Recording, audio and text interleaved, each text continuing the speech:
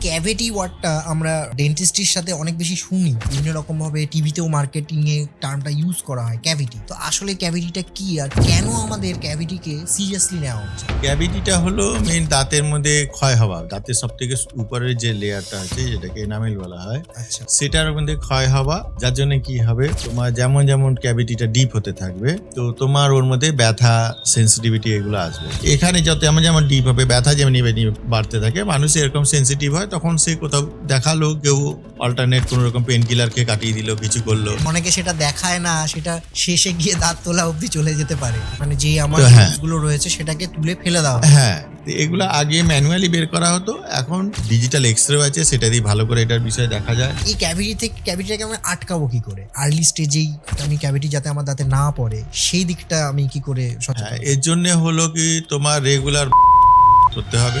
আর দুধের দাঁত ফের পড়ে গিয়ে তোমার পার্মানেন্ট হবে, কিন্তু পার্মানেন্ট দাঁতটা ড্যামেজ হয়ে গেলে সেটা আর তৃতীয়বার হবে না। চান্স নেই। হ্যাঁ, তৃতীয়বার হবে না, ঠিক করা যাবে কিন্তু দাঁতটা তৃতীয়বার হবে না। হ্যাঁ, আমরা তো মানে জানি যে ব্রাশ আমরা যত বেশি ভালো মতন করবো, সচেতনভাবে আমি নিজেও যে আজকে একটা ডেন্টিস্টের সাথে আমার অ্যাপয়েন্টমেন্ট রয়েছে, আমি ব্রাশটা বেশ 10-15 মিনিট ধরে ভালো মতন করে এসেছি, যাতে এই না, দিকটা ঠিক এরকম থাকে। করলে একটা দাঁতকে টর্চার করা হলো। হ্যাঁ, এটা ব্রাশিং অতক্ষণ ধরে কিছু করার নেই। অনেকে তো অনেক পরে গিয়ে brushing- মাড়ি লুজ হয়ে যাবে, তখন অনেকে যেমন বলে তোমাকে দেখি ব্রাশ করলে মাড়ি ছেড়ে দেয় দাঁতে। বা ব্লাড বেরোচ্ছে। হ্যাঁ, ব্লাড বেরোচ্ছে, সেটা হলো ব্লাড দু কারণে, একটা রং ব্রাশিং টেকনিকের জন্য বেরোবে, একটা তোমার মাড়ির ইনফেকশন থাকলে, জিঞ্জিভাইটিস পায়রিয়া থাকলে তাহলেই যাবে। ব্রাশিং ছাড়াও তো আরো বিভিন্ন রকম আমাদের হাইজিন মেনটেন করতে হয়, বিশেষ করে ওরালের ক্ষেত্রে। কি কি ভাবে আমরা ওরাল হাইজিনটা মেনটেন করব? ব্রাশিং এর সাথে সাথেও আমরা কি কি করব? এই জন্যে- টুথপিককে আমাদের অ্যাভয়েড করাই উচিত। বাচ্চাদের ক্ষেত্রে ওরাল হাইজিনটা মেনটেন করা একটু কঠিন হয়। যেমন আগেকার দিনে দুধ খাইয়ে মানে কাপড় ভিজিয়ে মুখটা পুছে দিত, এখন দুধের বোতলে দুধ খাইয়ে দিয়ে ছেড়ে দিচ্ছে, বাচ্চা শুয়ে গেল ছেড়ে দিল।